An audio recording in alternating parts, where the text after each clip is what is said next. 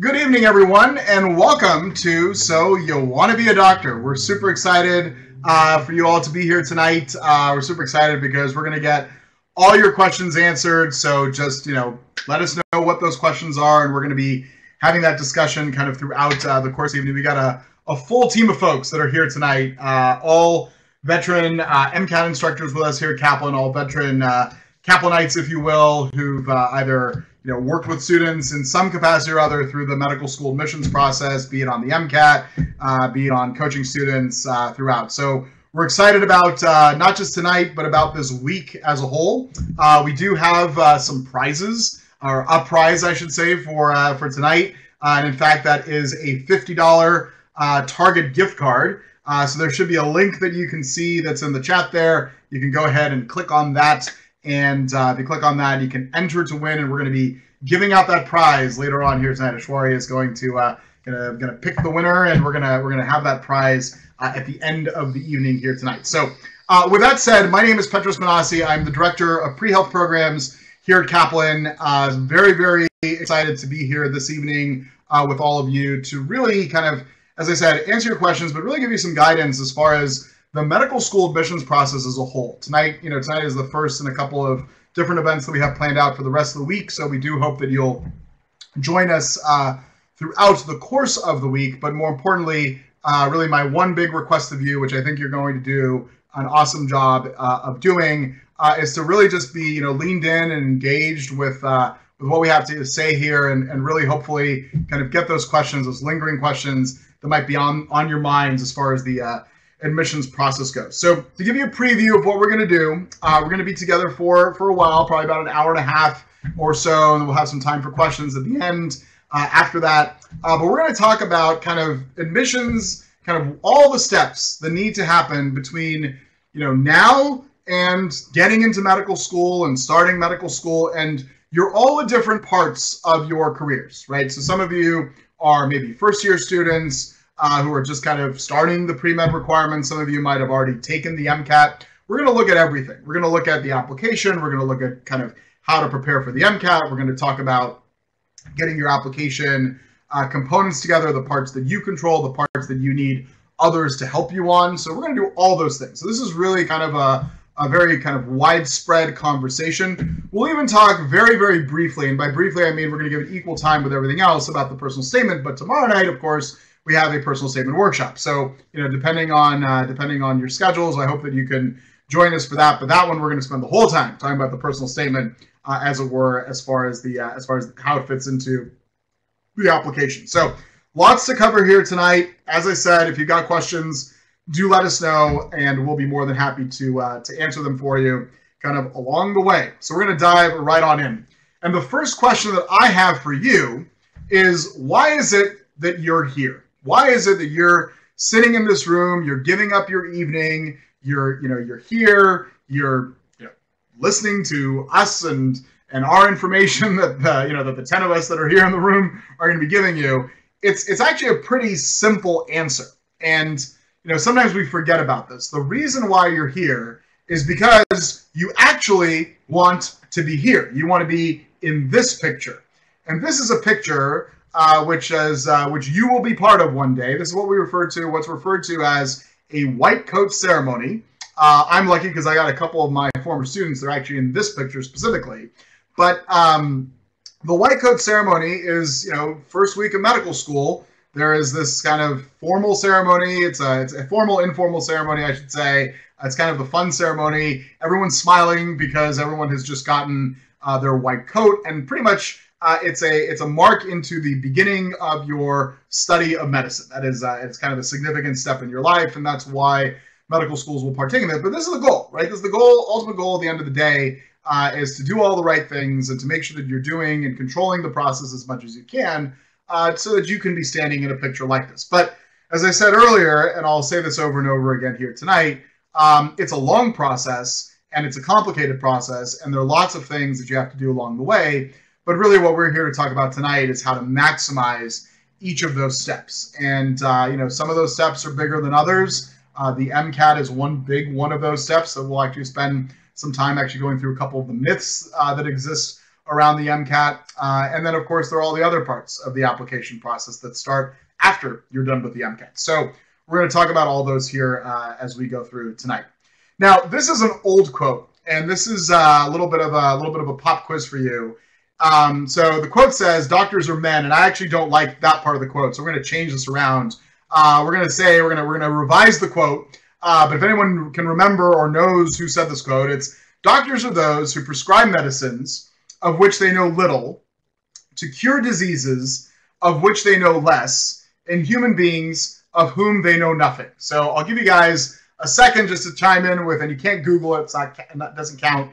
But let's see if we got anybody who remembers that. I see a couple of you are typing it in. It is Voltaire, right? It is Voltaire. So this is a very, very old quote. It's about 300 years old, but it's somewhat still true, right? Somewhat still true. In that, the one thing I think that has changed about this quote is that doctors, physicians know more about the medicines that they are prescribing, and more about the diseases, and more about the human beings of which they are working with. But in reality, this is the reason I like this quote, and something that I want you to kind of keep close to your heart is, as you're entering the career of medicine, try to be the doctor who knows as much about the medicines and as much about the diseases and as much about the people, right? The human beings, the patients that you're going to have, and you're going to have lots and lots of patients as you move forward, so that you can really give them the best treatment, as it were. And really, as you think about the application process, it can be daunting, right? It can be very overwhelming at times. But oftentimes, if you're able to keep this quote and this perspective in mind, the reason why you're doing all this work at the end of the day, of course, it might be to fulfill a lifelong dream that you've had. But at the same time, you're doing this for the patients, right? The patients that you're looking for. Now, a couple of you were asking about the consultation link that we have that's on the screen there. I'll tell you about that here in a second. But bottom line is, if you are thinking about either taking a course with us and you wanted to speak to one of our MCAT instructors, you can click on that link and actually schedule some time to talk about this, folks. I'll talk more about that later on, kind of in more detail, as far as what that process entails. It's totally free. Something that you should do if you're thinking about kind of getting started sooner than later, as part of your preparation is concerned. All right, so with that said, let's take a look at the medical school admissions timeline. And we're going to come back to the slide kind of throughout the course of today. But let's just put things in perspective for us. So right now, we are in kind of that prime time for taking the MCAT and getting scores back. And the reason for this is that the medical school admissions process tends to be a rolling admissions process. So that means medical schools will start to take applications, and they will start to consider applications, and they will start to make offers for secondary applications and for interviews, and even make offers of acceptance while they are still accepting applications. So unlike other schools or other programs where there's a defined application date that as long as you get your application in by that date, you will be considered equally. With medical school admissions, it's rolling in that they're constantly evaluating applications as they're coming in. And the medical school admissions team's job, primary purpose, is to fill the incoming class with qualified candidates. And unfortunately, they're not really good about waiting for procrastinators. So, it's important as you're thinking about the admissions process that you want to be applying when your application is going to be at its peak.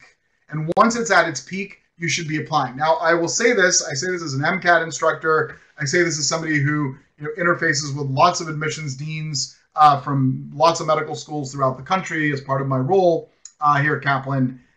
Really important to not kind of compromise your application and just submit it early for the sake of it submitting it early if maybe you haven't taken your MCAT yet, or you haven't, you want your MCAT score to be a little bit better, or you haven't had as much time to tweak your personal statement, all that stuff. So the bottom line is, don't rush the application.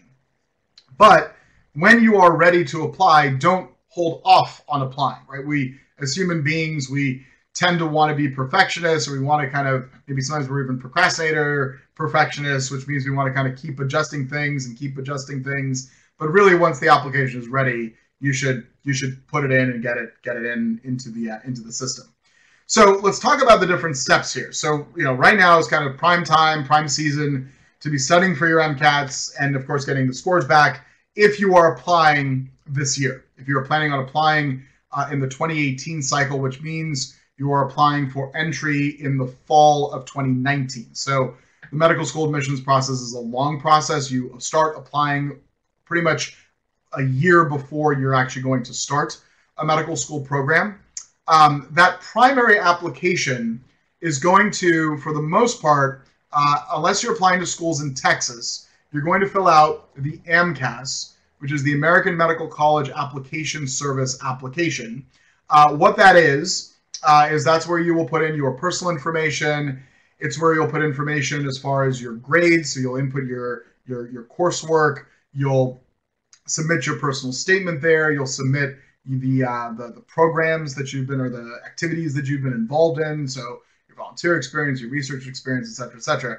If you're applying in Texas, you're pretty much going to do the same thing, except you're going to use Texas's version of the MCAS, the TMD SAS. So same type of system, timeline is almost identical, but the idea is that if you're applying to schools in Texas specifically, you're going to have to fill out that second one as well. So students who are applying to schools in both Texas and elsewhere are going to fill out 2, is what it comes down to. But pretty much the information is going to be the same. It's going to be usable between those things. What I will say, though, is that this is a process that does consume time. And oftentimes, it's an overlooked process, meaning you got to make sure that you are budgeting time for yourself to make sure that you are doing the things that you need to be doing and using that time, as it were, as you're moving through these things. So be very, very mindful of scheduling out time. If there's one bit of advice that I could give you, it is plan this all out, right? You got to become a good planner. Now, if you're applying next year or the year after that, the timeline is going to stay the same. You're just going to move things up a year, move things up 2 years, depending on when it is that you're ultimately going to be applying. Once you have put your primary application in, it's one application that you'll put in. You'll select the schools that you want that application to be sent to. Schools will start to send you secondary applications. And the secondary applications are going to be specific to the programs themselves, meaning the schools are going to say things like, why do you want to come to our program? Or what is appealing about our program specifically to you? Or they'll ask you questions maybe about medical ethics that they find necessary to ask you in that secondary application. So treat the secondary applications very, very carefully.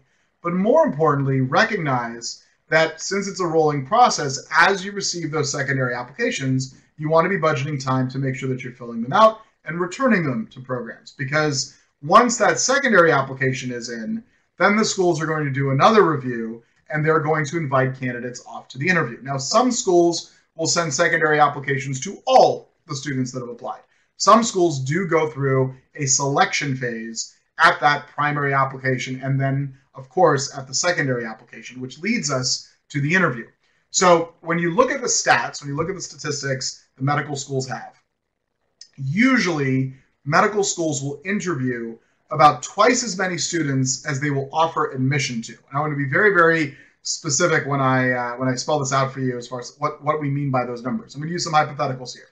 Let's say the school has 100 seats, but they make 250 offers because they know that some students are going to be admitted to multiple different places, so they make more offers than they have seats for. And that's normal because it's a rolling process. So students get admitted and say, you know what, I'm actually going over here. They give up their seat, and then the school can make an offer to somebody else. So let's say the school has 100 seats. They make 250 offers. What that usually means for most schools is they will interview about twice as many students as they're going to make offers. So those offers, will go out to 250 students. They might interview 500 students. And we'll talk about the interviews a little bit later on here as well. And then, of course, after the interview, that's when acceptances will start to come in. And acceptances can begin as early as October as far as med schools are concerned. So, back to what I was saying earlier, some med schools, their deadlines aren't until December for the primary application, yet they're already making acceptances pretty early on in the fall time. Okay, so that's the admissions timeline. We're gonna come back to this a couple times, throughout tonight. But I wanted to give you kind of a quick overview as to what this looks like before we do anything else, because it's important for you to understand the overall context. If you have questions about this, thoughts about this, let us know, because this is probably not the last time you're going to, definitely not the last time you're going to see this here tonight. Definitely not the last time you're going to see this throughout the course of getting ready and applying to medical school. So that's number one. Now, as you think about the application process, one of the biggest buzzwords that we hear, and it's all over websites the medical schools have, is the word holistic, right? So you'll hear that a school will use holistic review. And what holistic review means and what holistic review implies is that they will look at your entire application. They'll look at your MCAT scores, they'll look at your GPA, they'll of course consider your personal statement and the activities that you've been involved in, et cetera, when making their ultimate decision of whether to admit you or to deny you. However, what's oftentimes forgotten is that while the overall decision, the final decision that a med school will make, will be a holistic decision. They don't just want a first-year class full of everybody who has the same major with the same GPA and the same MCAT scores. They want a little bit of a mix, right? They want people with different backgrounds, different histories, different life stories, different things that they can help teach each other, because really you're entering a much larger community. And if you think about it, the first-year med students are entering a medical school which has 3 classes ahead of them. That medical school is affiliated with a hospital or a series of hospitals. So you're going to be working with various residents and attendings throughout your training. So really they're kind of, they want to make sure that you're going to be a right fit for them, and you want to make sure that you're going to be a right fit for the schools that you're applying to, which is another thing we'll talk about later, which is don't just look at the rankings of schools, because it's important for you to really be considering everything as a whole. But when we think about the medical school application process, we have to remember that there are multiple parts to it and there are multiple steps to it. So the first thing that comes into play here are what are referred to as the quantitative factors. That's your MCAT score and your GPA. And what most schools do, including the schools that have holistic review, what most schools will do is they will take your MCAT score, they will take your GPA, and they will put the two together. They'll put the two together to figure out what it is that you have as far as the numbers are concerned, and they will create something referred to as a selection index. Okay, so this is important for you to keep in mind. And I see a couple questions coming in about what to do with the MCAT. We're going to talk about the MCAT here later on, so I'm going to hold off on answering those right now, but we'll definitely get to them. So we're definitely going to get everything covered. So don't worry about that. But when we look at the MCAT score and the GPA, those two are quantitative values, but they're really showing different things to an admissions committee. The MCAT score is showing your overall potential for undertaking the medical education curriculum that the school is going to give you. So that's what they're using that MCAT score for. It's not just a weed out exam. It's a score that's there that tells them, okay, this is the potential that the student has. Not whether or not you're going to make a good doctor at the end of the day, but whether or not you're going to be successful primarily in those first 2 years, those preclinical years that you're going to have. The GPA shows them what kind of student you're going to be. Okay, so that's what the MCAT score and the GPA are put together. They give you these selection index, these quantitative factors, and effectively what that will do is it will rank your application to one of 3 categories. Either the absolute deny, which is essentially saying, regardless of everything else, we are not going to admit the student. So even if they have a great personal statement, great volunteer experience, great research experience, whatever it may be, we're not going to be admitting them because we don't think that they can keep up with the curriculum that we're going to have. There's the presumably deny, which means maybe there's something that's going to show up in the qualitative factors. And then there's the presumably admit. What you'll notice, though, is there's no 4th box. There's no absolute admit, meaning even somebody with a 4.0 GPA and a 528 MCAT score, a perfect MCAT score, there's no such thing as being guaranteed admission because those qualitative factors are going to come into play. That's where the holistic part of the overall review really does come into play as far as medical school admissions officers are concerned. And this is where your clinical and volunteer experience, your research experience, your personal statement, your interviews, and your letters of recommendation are going to play a big role, because what they're going to do is they're going to paint the whole picture. They're going to really give you a full profile, or give the medical schools, I should say, a full profile of what makes you you. Because you're not just an MCAT score. You're not just a GPA. You are all these things that you have done. And you're looking at some of these schools that have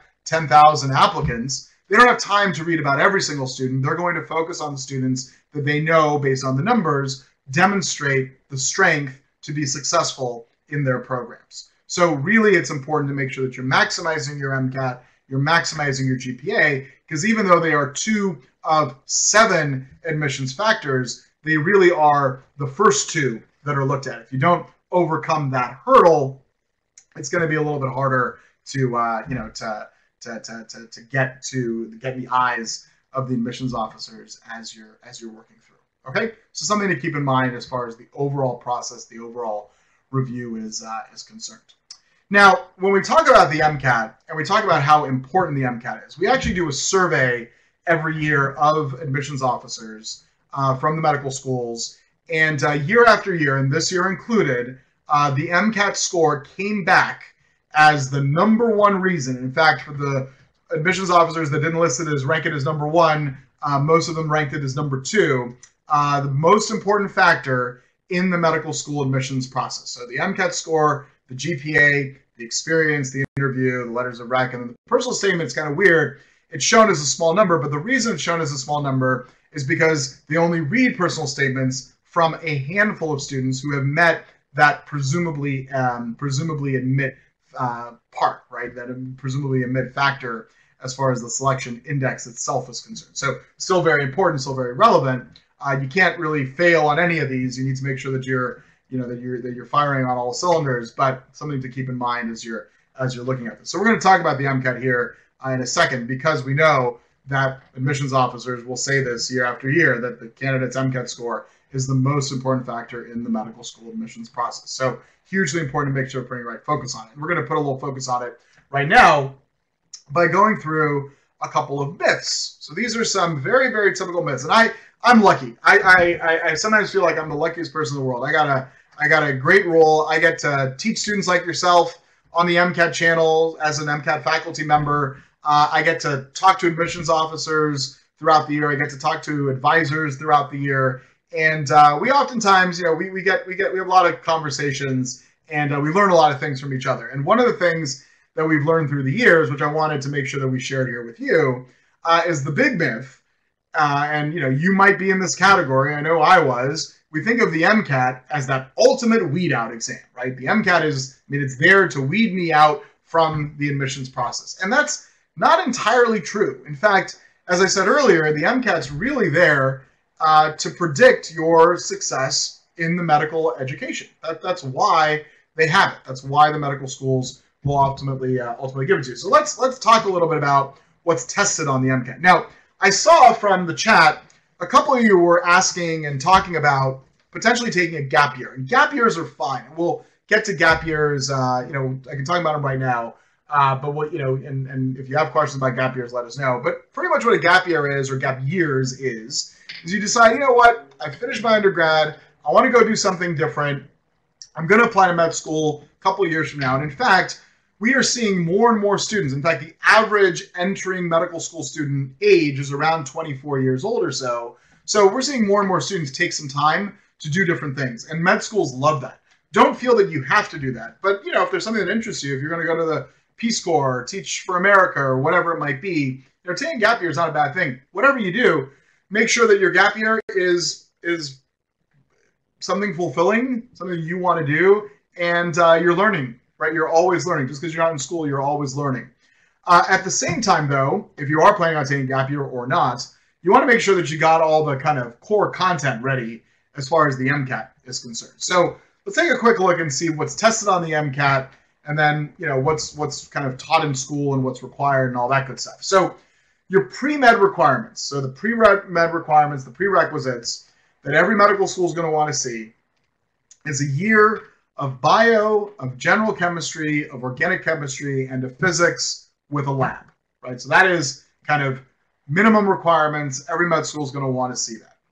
At the same time, you need all those subjects for the MCAT. Now, you can potentially, and I want to be very careful when I say this, you can potentially take the MCAT before you have finished the second semester or second term or the last term of organic chemistry or physics, because some of those topics aren't tested, or they're not tested as much in depth as you might learn them in school. But it all depends on the curriculum and the syllabus that you have in your programs. So the best thing to do is to cross-reference the MCAT blueprint, which is effectively it's the list of content areas that is published by the AMC year after year that shows all the content categories that are expected to be known prior to taking the MCAT. So make sure you take these courses because they will get you ready as far as the first step for the MCAT.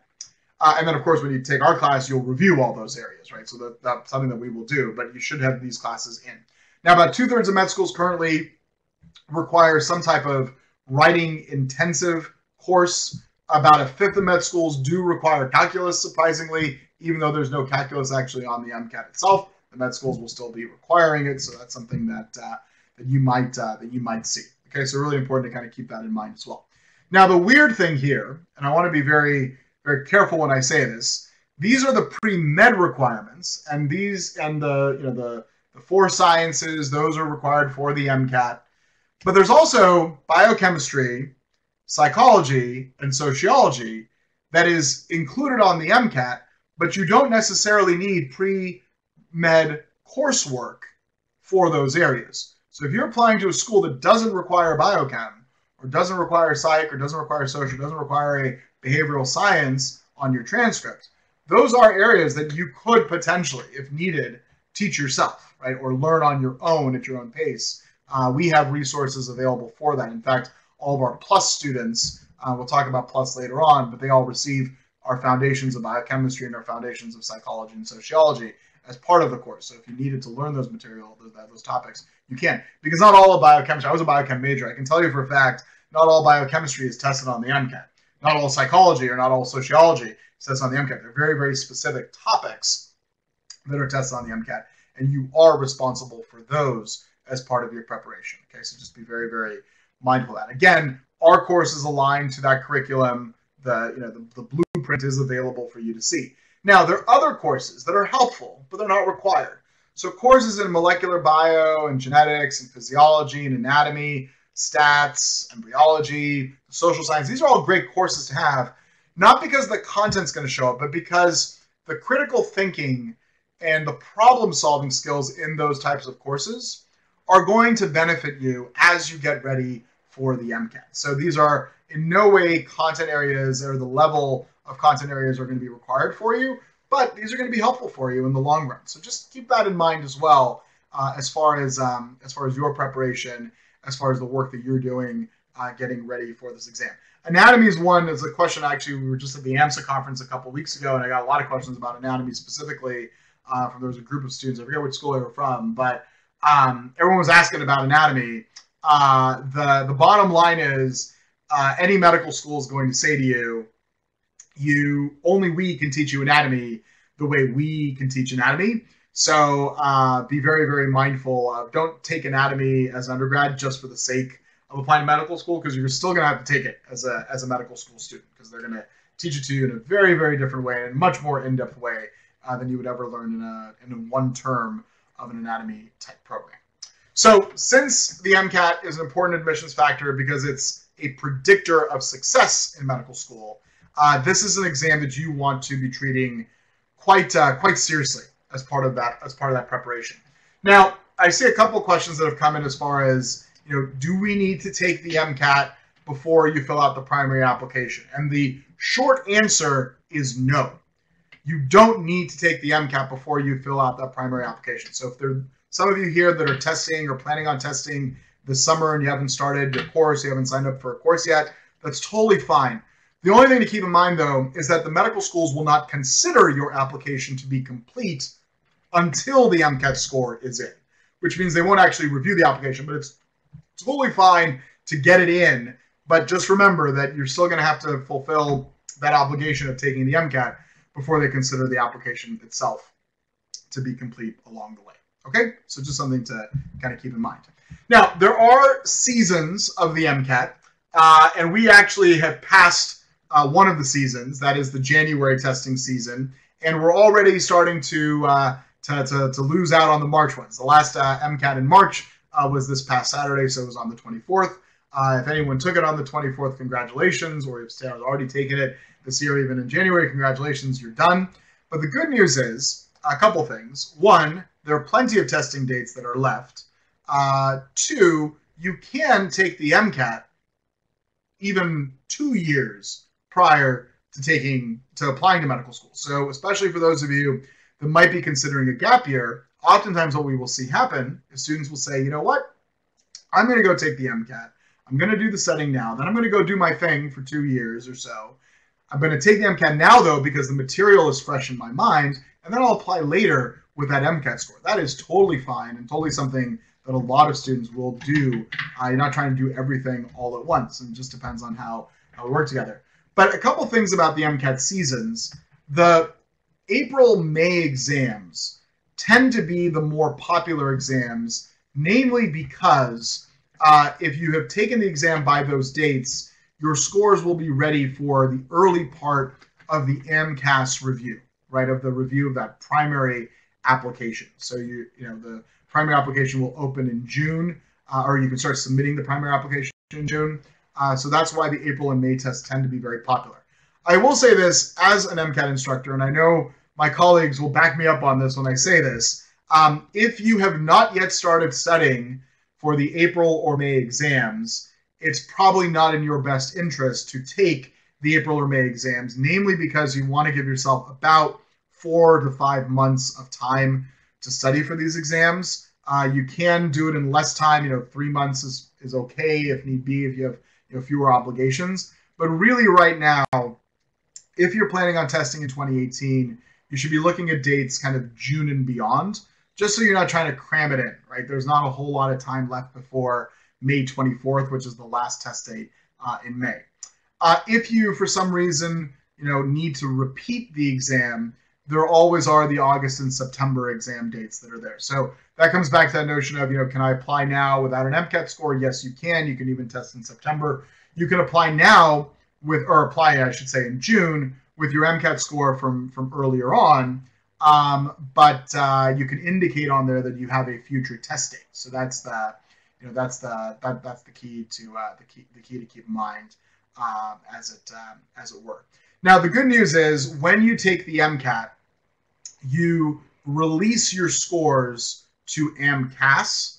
So when you submit AMCAS, your scores will be released. Scores will also be released to the schools that you're applying to. So that is the way that you do it. Is you release the scores to AMCAS, then on AMCAS you indicate the schools that you're applying to, and the scores get released to those schools, is what it is. So, and they do see all of your scores. They don't just see, the scores you want them to see. They see your full, what's referred to as like the MCAT transcript. It's all previous attempts at the MCAT that you have. Most schools will consider the highest score. However, some schools do consider the most recent score. They consider the highest score in any given section. So bottom line, you want to maximize that MCAT score as best as you can, is what it comes down to. So release the scores, and they're there. As soon as you release them, they get released off to the medical school. So when you think about the rolling admissions process, it comes back to the same thing. You want to make sure that you're releasing those scores so that they are seen by the med schools, as it were, throughout the process. The other myth that's out there is that the MCAT is primarily a science exam. You might be kind of scratching your head and going, yeah, I've heard that before. The reality is there is a ton of science on the MCAT. That is not a myth. There's a ton of science on the MCAT. And the reality is that you got to know your content really, really well in order to do well on the MCAT. But the other part of the reality is the MCAT actually doesn't reward you just for knowing content. And this is something that is oftentimes important to kind of keep in mind. But the MCAT rewards you for being able to apply the content that you know. So they're not going to reward you for knowing that the sodium-potassium pump, pumps out 3 and pumps in 2. What they're going to reward you about is knowing how to use that to your advantage, to be able to solve a problem. So if you think about the MCAT and the way that it's actually testing you, it's giving you primarily, there are lots of passages, right? So, if you, here are the passages, and then you've got the facts that are in the passage, you've got the facts that are in your brain, and your job is to reason out an answer choice. It's actually the same skill that a physician uses on a daily basis. A physician will know what they know from their medical training, so medical school and their residency and their overall training. They'll learn information from the patient that is in front of them. They'll put the two together and they'll reason out a diagnosis. So just knowing content and just reviewing content is actually not the way to get a higher score on the exam. In fact, there are all these skills that are tested on the exam. They test you on science knowledge, they test you on scientific reasoning, problem solving, experimental design, research design, statistical analysis, just your overall MCAT expertise as far as knowing how to take the test. These are all the MCAT science skills that are on the exam. And each question is the intersection of one of these skills along with a content area. So you are held responsible for those bits as you're moving through. So really important to kind of keep that in mind as part of your studying, that you are really not just studying content, you're studying all these skills. And these are the skills that we're teaching in our classes. So Kaylin and Ashwarya and Eli and Henry and Owen, who are all here tonight, and this is what we teach in our classes. I was just teaching a class session before we started this session here, and we actually talked about a couple of these skills very specifically. So this is part of what you need to be incorporating into your overall MCAT preparation. The other thing to keep in mind in connection to the skills necessary is that the MCAT isn't testing you the way that you were taught in these scientific content areas. And what we mean by that is that the MCAT actually has integration of content. Every single section, every single science section on the exam is integrating content.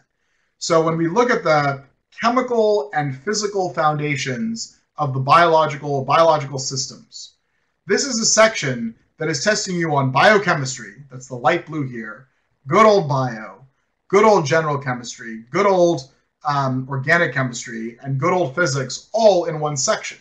When we learn this stuff as undergrads, we learn them in isolated fashions. Your physics professor wants you to learn physics the way a physicist knows physics. Your orgo professor wants you to learn orgo the way an organic chemist knows orgo. Then you come to the MCAT and it's all mixed together. And a kind of classic example of this is the circulatory system. The circulatory system is a biological system, but in fact, it's a physical system. Circulatory system is nothing more than fluid dynamics. So really what they're testing you on in the circulatory system is lots of fluid dynamics. It's cross-sectional areas that are getting bigger because the more capillaries you have, the more overall cross-sectional area you're going to have. So the velocity is changing, et cetera, et cetera. So there's a lot that's going on. So as you're training yourself, super, super important, super, super helpful as kind of a mindset is to really not be thinking about the science in an isolated fashion, but how it all weaves together, how it all supports each other. Organic chemistry, I'm getting a couple questions on this here, so I'll answer these right now. Organic chemistry, everyone hates or doesn't like organic chemistry, right? I was in that boat. I know a bunch of you are in that boat. Totally normal. But organic chemistry is the foundation of all biochemistry. So kind of got to love the orgo. That's what it comes down to. Same thing with this exam. Another thing with this exam as far as the content is that you will see similar content in multiple sections. I mean, bio shows up in all 3 of the science sections. Biochemistry, in fact, shows up in equal distribution between the Chem Phys section and the Biochem section. So it's different areas of biochemistry, but it's all biochemistry, right? All biochemistry that's in there as it were. So really, really important as you're kind of thinking through this, and as you're working through the sections and working through the work and thinking about your practice, that you're really getting that level of integration across the board. Because again, it's not just science in the way that we have previously learned science. it is science in a very new way and science in a very different way that you're being tested. So get some problems, see kind of what that means and what that looks like. At the same time, with that notion that we are testing application across content areas, this also comes into play with the scoring, right? Each section is going to give you an individual score. But at the same time, as you look at those individual scores, and schools will look at individual scores. In fact, if your total score is great, but maybe you were weaker in one of the four by a lot, right? I mean, it's like way lopsided or whatever it might be, schools are going to see that. So you need to make sure that you're putting the right focus into all the content areas. You can't necessarily just ride one section score that's going to kind of carry your weight throughout. The schools will look at individual breakdowns as far as the scores when they're calculating out there or when they're doing their making their admissions decisions. So each section, I mean, this is stuff you can find on our website, find the AMC's website. So I won't bore you with it, but each section is scored from a 118 to a 132. It looks like a weird scale. Bottom line is it's 14 different points that are available along the scale. So that's just a nice distribution. They just chose to start at 118 and ended at 132 so that the middle score could be a 125. I guess it's 15 points across the board. But they did it so they can have the 125 be in the middle. So you got 4 sections. The 4 sections add up to 500. So 500 is the average score of all MCAT test takers. And that is the 50th percentile. I will give you this fact, though. Something that I want you to write down, I want you to never forget, is the fact that the average matriculant score on the MCAT is not the 50th percentile. It is the 85th percentile.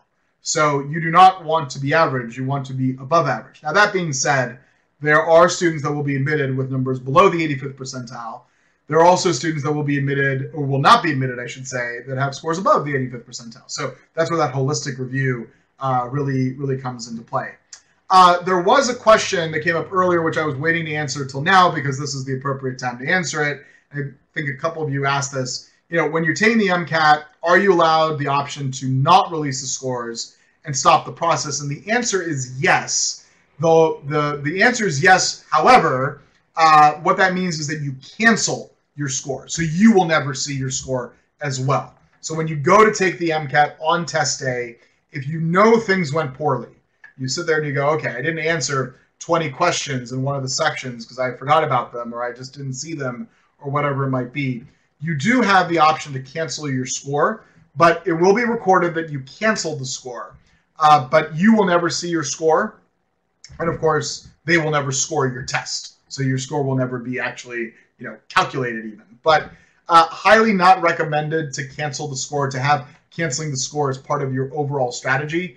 Really, the only reasons to cancel your score is if you physically, get sick during the exam, like you get a fever or something kind of, incredibly bad happens, like you forget to answer 20 or 25 questions or whatever it might be. So, or you just ran out of time or something just didn't go the way, you didn't get a good night's sleep the night before, and it just isn't the way that you practice. So, those instances are very few and far between, but there is no option to select the scores that you want the schools to see, right? So there's no score selection option as far as the MCAT goes. So don't ever, if there's any advice I can give you in regards to scores, don't ever go take the real MCAT as practice, because those scores will show up. And in fact, taking the real MCAT as practice is kind of, it's a moot point almost, because all you get is your score, and the score then stays on your record, and the schools will see it, regardless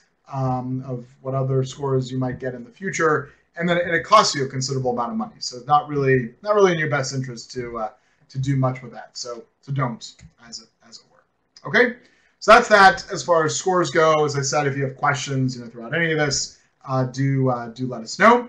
But let's take a look at the next bit here, which is the notion as far as your general preparation timeline. And is a deliberately simple chart, but I think it's an important one for everybody to kind of get context into how to study for the MCAT. And so one of the things as I said earlier, like what we love, all of us love about our job is the opportunity to really coach students throughout this process. So here's a little bit of coaching for you, a little bit of guidance for you.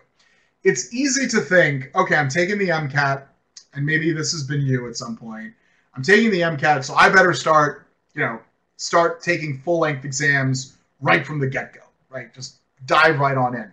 That's the worst thing that you can do for yourself. I mean, it's so bad because you're not ready to take full-length exams. So generally speaking, and our program is built this way as well, but generally speaking, you're going to do more content knowledge building and reviewing up front, and that number is going to diminish, or that amount of time that you're spending is going to diminish, and you're going to do a little bit of practice early on, and you're going to do more and more and more practice the further you get until you start getting into taking full-length exams as part of your regular work that you're doing.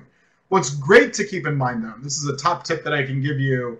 I always get the question of, well, how can I remember the content better?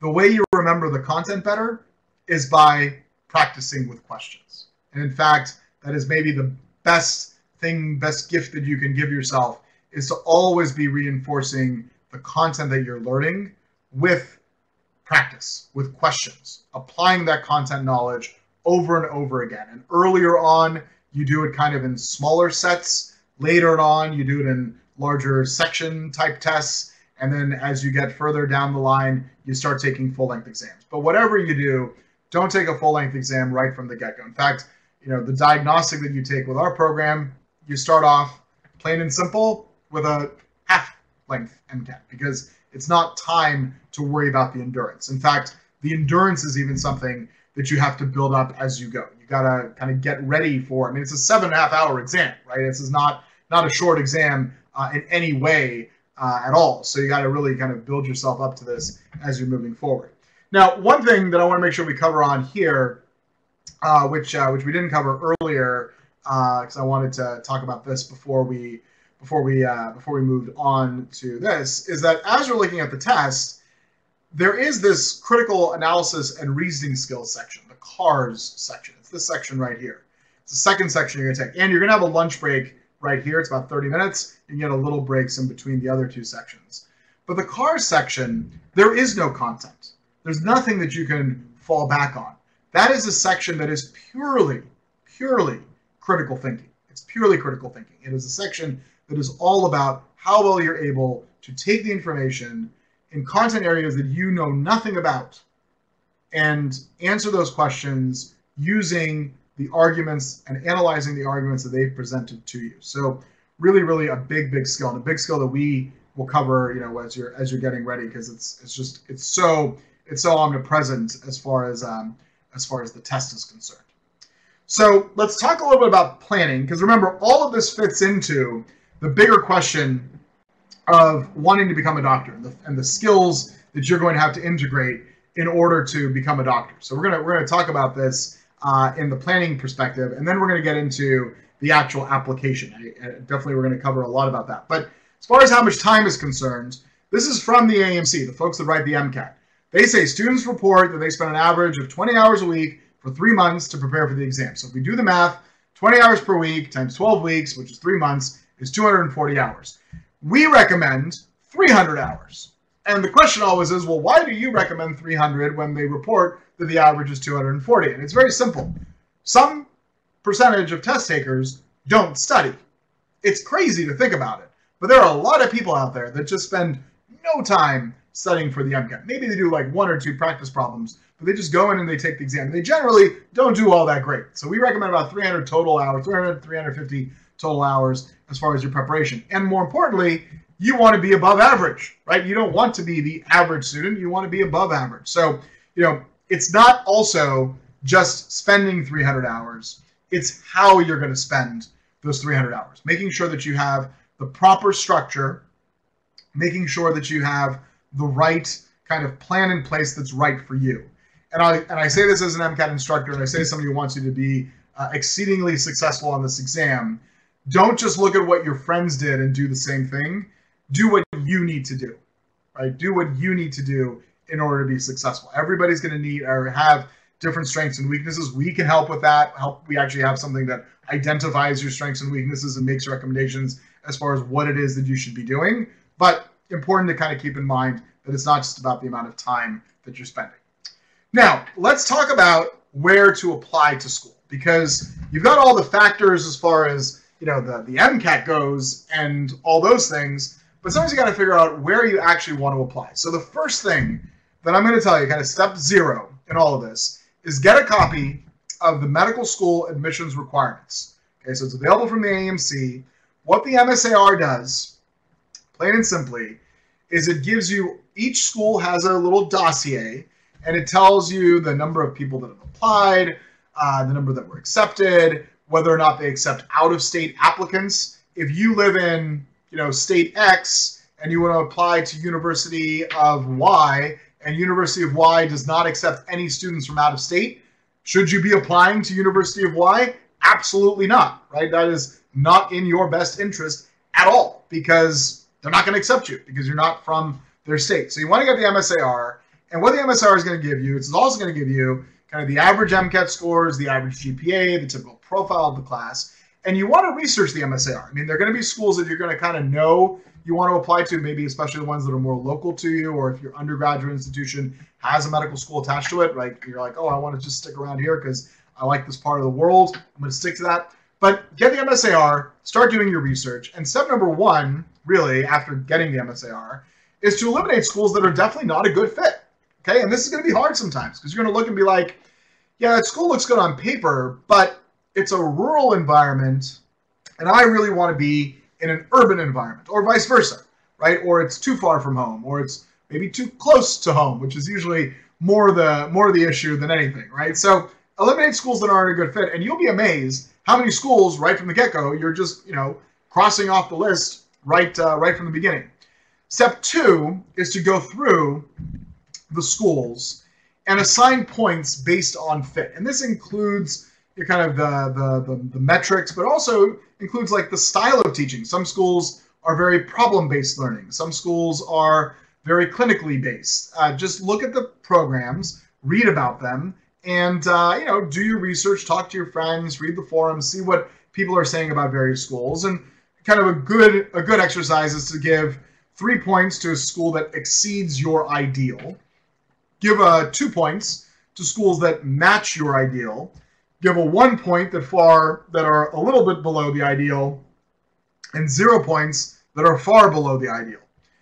Chances are you're going to eliminate most of the schools that are far below your ideal, right? That is, I mean, don't try to make the school into something that it isn't.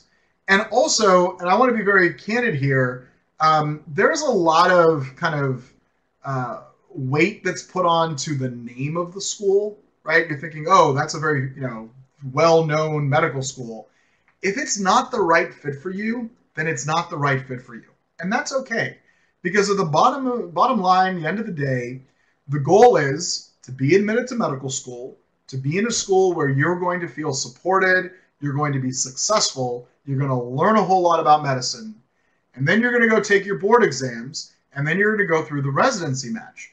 So, you know, it's not that it doesn't matter where you go per se, but don't feel like, don't be sold on a brand name, right? If it's a big school and it's a big research school and you want to primarily go into primary care, I mean, consider those things, because again, you're going to be there for 4 years, and we've had this happen where students have started one program and just realized halfway through, or, you know, halfway through the first semester, that it's just not the right fit for them. And we don't want you to feel the need, and this might happen to you with college too, right? Where you're like, oh, this looked good on paper, but it really wasn't a good fit for me in the long run. So be very, very careful about that. Be very, very careful about kind of this process. But generally speaking, you're going to want to apply to about 16 or so schools. Okay, so 16 is kind of the good number. Now, for some candidates, and it's going to depend on where you're at, but if your state institution only accepts state applicants, that's a good thing. But if your state institution also accepts lots of applicants from out of state and already they don't have a lot of seats, California is a good example of that. California, there are plenty of medical schools in California. They're all relatively highly regarded. I mean, some of the top med schools in the country happen to be in California. The population in California is quite large. Therefore, folks from California might need to apply out of state.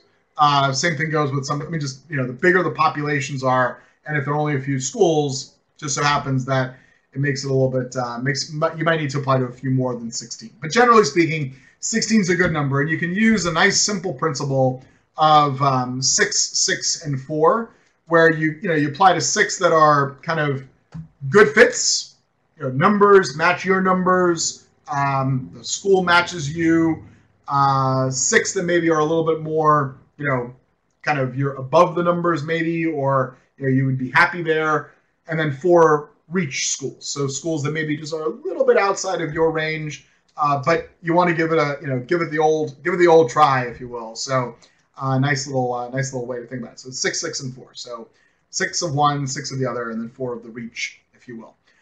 The weird thing about med school, which is very, very different from applying to undergraduate, undergraduate applications, you will get into a college because there are enough seats in universities and colleges to take everybody who wants to go to college.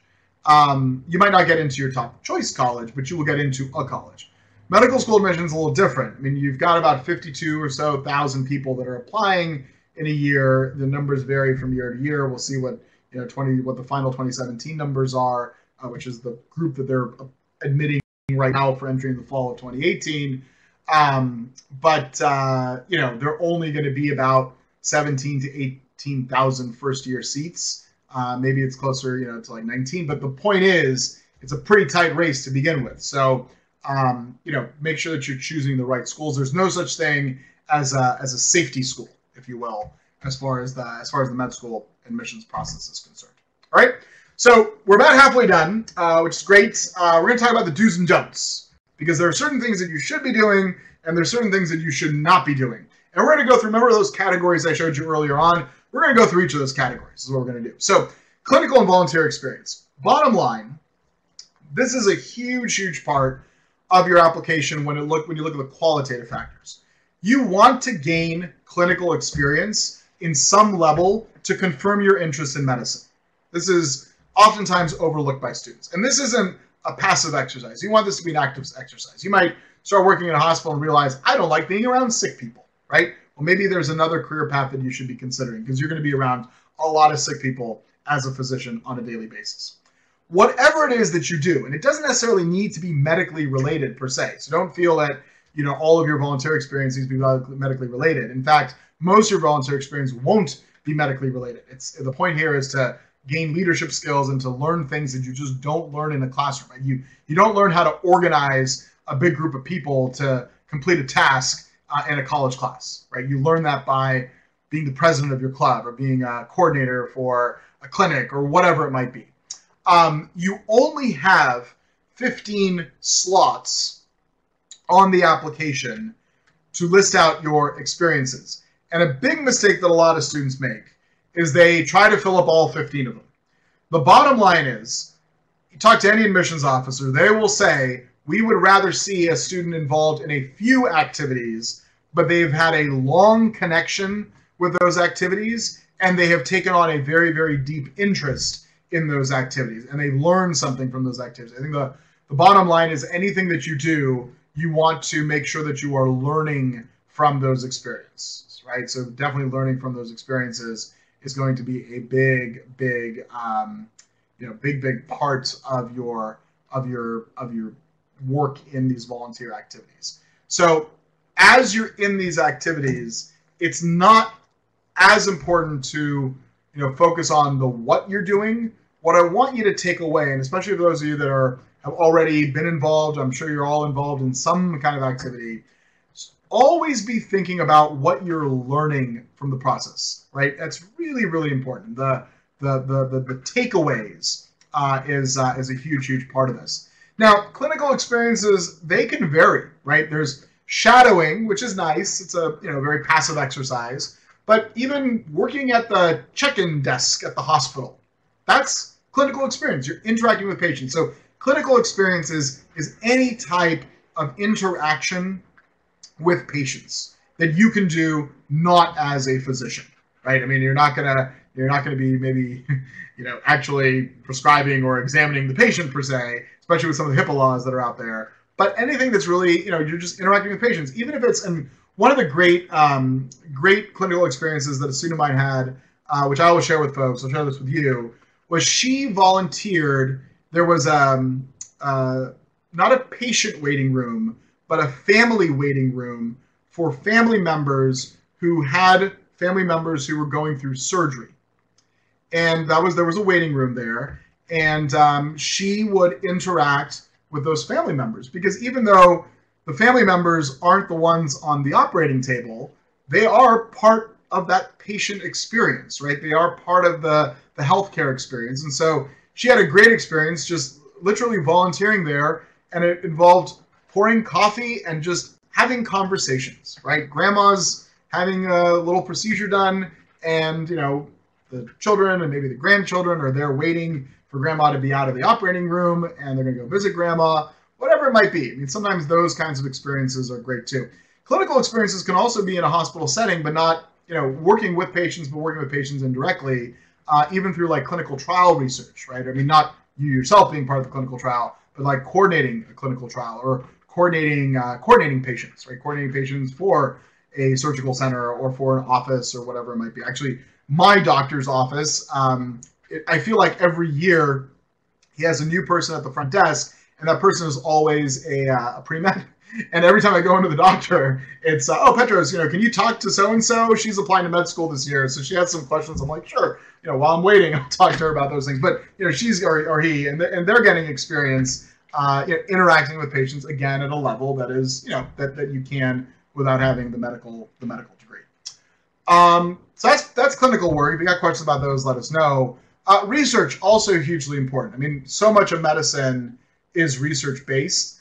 As a resident, as a medical student, research is going on all the time. I mean, we haven't gotten to where we're at in medicine and in healthcare without having done some kind of research through the years, without actually, learning about how medications work. I mean, back to the quote I showed you earlier, right? We've gotten better at it, but, we need to get even better at it. So the point of doing research as an undergrad really confirms not so much the act of doing the research, but it confirms the analytical thinking that is going to be necessary for success as a healthcare provider and something that medical schools are looking for. So it's not about learning how to pipette something, because that's not research. That's pipetting. That's a technical thing.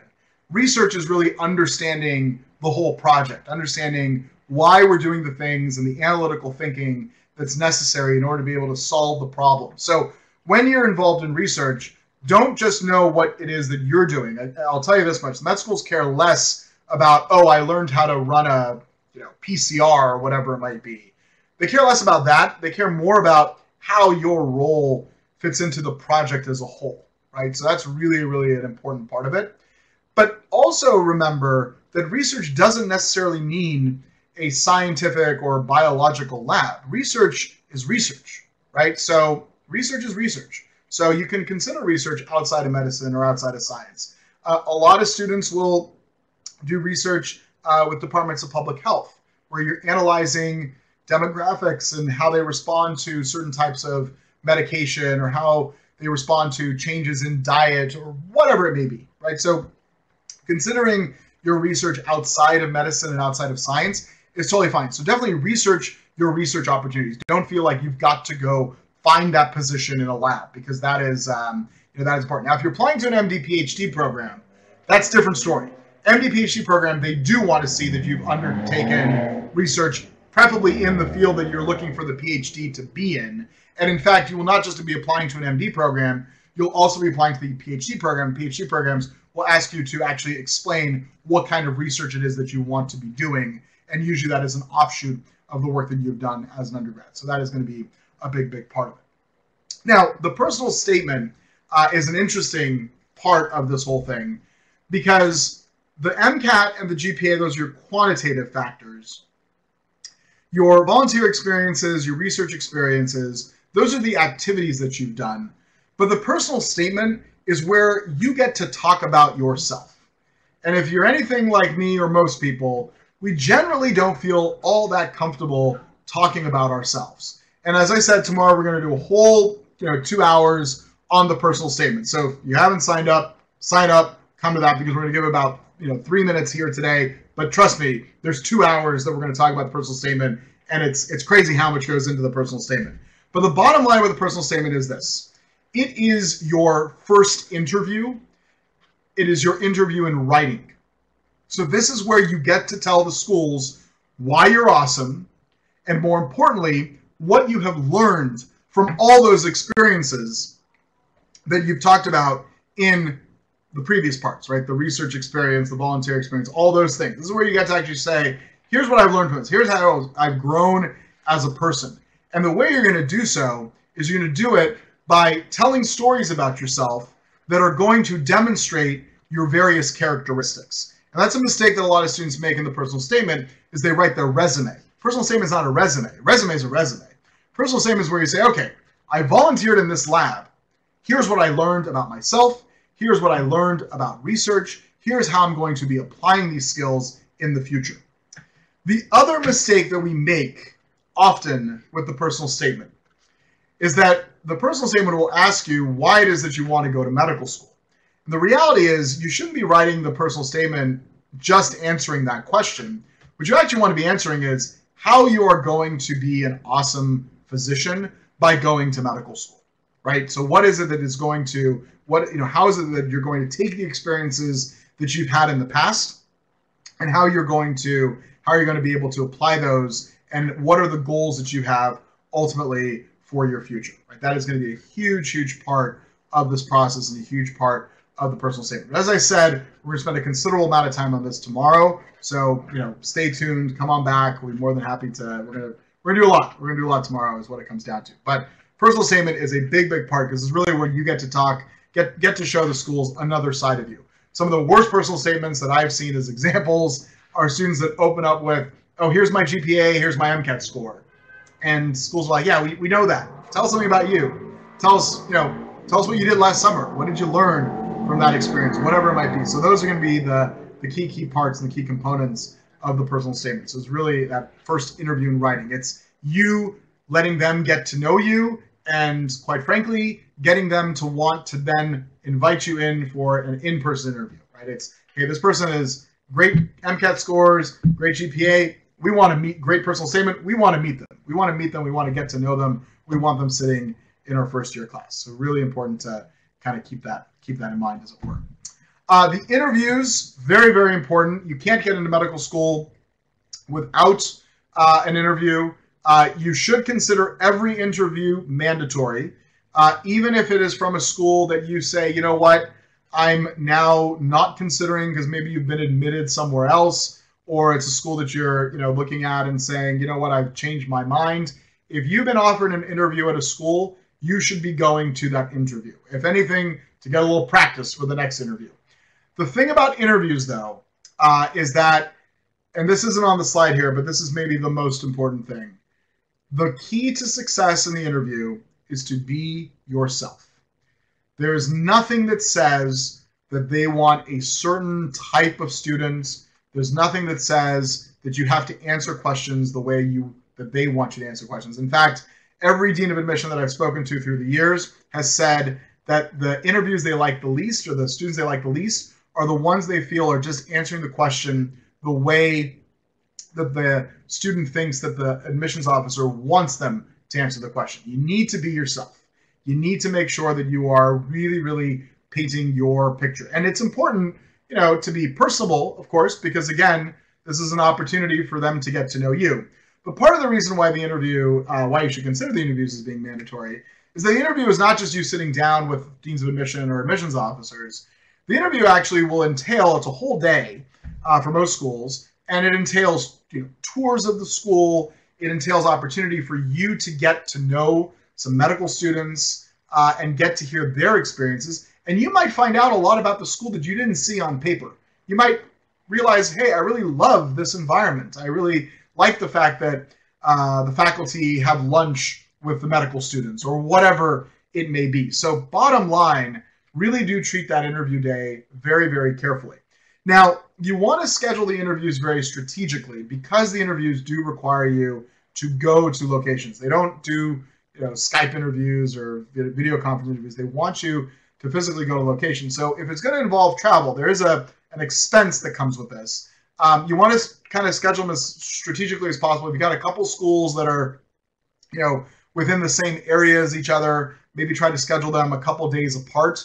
Definitely don't try to do the thing where you do one interview on Monday, another interview on Tuesday, another interview on Wednesday, because you got travel in there. You're going to be a little bit exhausted. You want to give yourself a little bit of a break. So make sure that you're very strategic about those interviews, and definitely become acquainted with the admissions staff. It's often a nice thing to send a thank you card the day after, or when you get home after the interview. Just it's not kissing up. It's just common courtesy. You definitely want to be dressed professionally, but you also want to kind of, I don't want to say research the people that are going to be interviewing you per se, but you want to see what kind of interviews the school conducts, because there are different types of interviews. There are interviews that are one-on-one. There are group interviews where it's you and other applicants with a couple of folks from the admissions committee. Some schools utilize something called the multiple mini interview, where you have multiple mini interviews, and some of those interviews involve situations. So the one classic one that we've heard about a lot of times, and hopefully you find this as funny as I do. It's you put two applicants into the same room. They're not facing each other, so they're back to back, sitting in a chair, and you got a couple people observing them. One of them is given a drawing, and the other one is given a piece of blank paper and a pencil. And the one with the drawing has to explain the drawing to the person with the blank piece of paper and the pencil, who has to draw it out. That's the first couple minutes. Then they turn and they can compare each other's work, compare the notes. And sometimes, and the funniest one that I've heard was the student who was explaining the picture turned around to the student who had drawn the picture and said, "How did you get that picture from what I explained perfectly?" And then the student who was drawing the picture said something to the effect of, "Well, I would have gotten it right if you'd explained it better." And they kind of got in a little argument. Neither were admitted, to say the least, right? So you want to be very, very careful about, because they weren't judging on how well the picture was drawn. They were judging on how you work with others, because guess what? Medical school, medicine is a lot about teamwork. So hugely, hugely important to kind of keep that in mind as the process is concerned, if the type of interview you're going to ultimately be getting. At the same time, it's nice to know who is going to be interviewing you. If they happen to be, I don't know, a Nobel Prize winner, or have published some awesome paper, you don't want to go in there like kissing up to them and saying, "Oh, I read your paper the other day." But it's nice to know who the people are, because quite frankly, admissions officers are people, right? They are human beings. They've got lots of things going on in their life, and they're excited to get the opportunity to interface with students like yourself. Now, before all of that happens, and I kept this one for last just because, or towards the end, because this is an important one.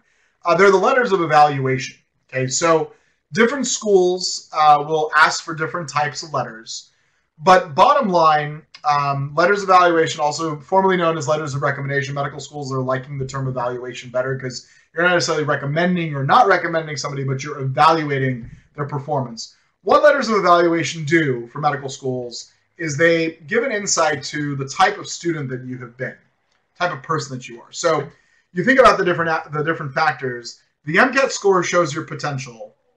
The GPA shows how you performed in a specific class at a specific point in your life. The activities that you're involved in show what you've learned outside of the classroom. The personal statement gives a picture of you as a person.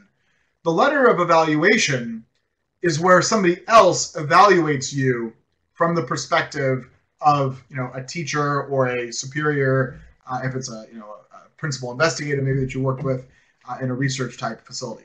So there are two types of letters of evaluation. The first is what's called the committee letter.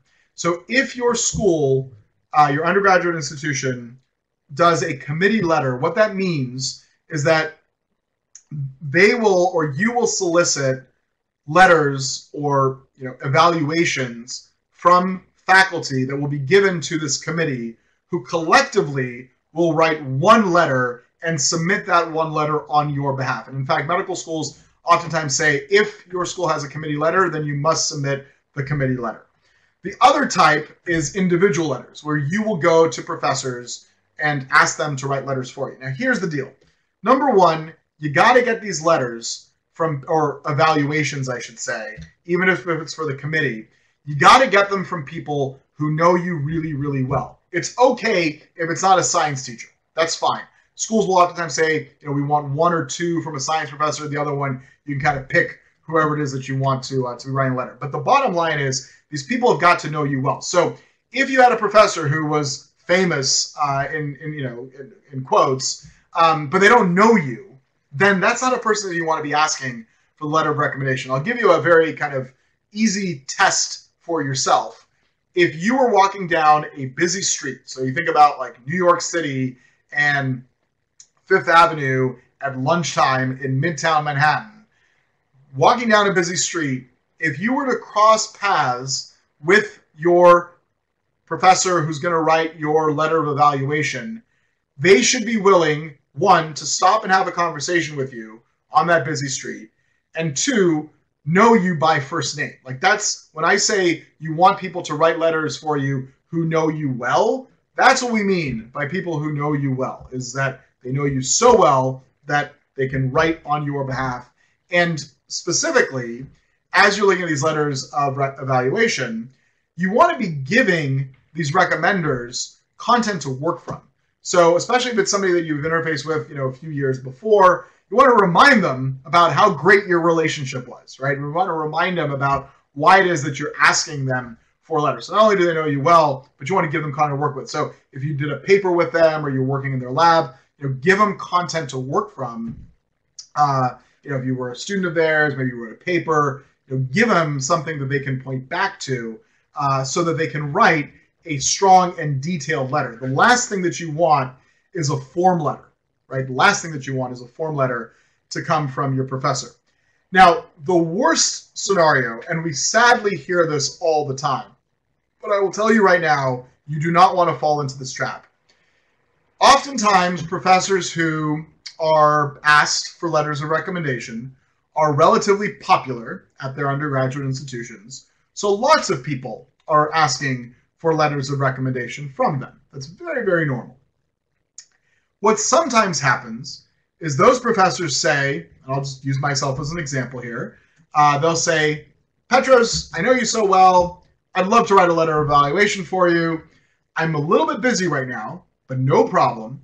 Why don't you write the letter, give it to me, I'll, make a couple of changes here and there, and then I'll submit it on your behalf.